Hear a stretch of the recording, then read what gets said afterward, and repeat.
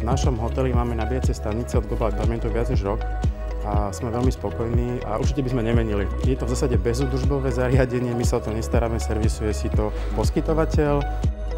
My sme hotel, ktorý je vlastne využívaný, alebo teda drvivá väčšina tých hostí je to od pondelku do piatku a v tomto čase vieme povedať, že tu stojí aj niekoľko aut za deň. Rozhodli sme sa vlastne kvôli tomu, aby sme zvýšili služby pre klienta. To znamená, že chceli sme tak vyšší štandard a momentálne zaznamenáme rastúci stav a počtu automobilov, elektromobilov, ktoré sú v našej garáži, tak jednoducho sme si povedali, že si tie elektronabíjačky poriadíme a teda budeme ich mať.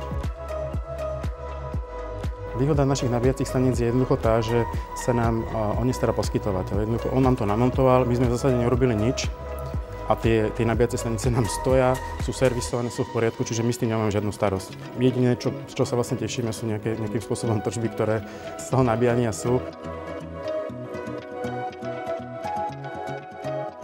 Naši klienti, drvivá väčšina zaplatí rovno kartou. Buď majú aplikáciu, alebo zaplatia kartou. Peniaze sa nám automaticky prepíšu na účet.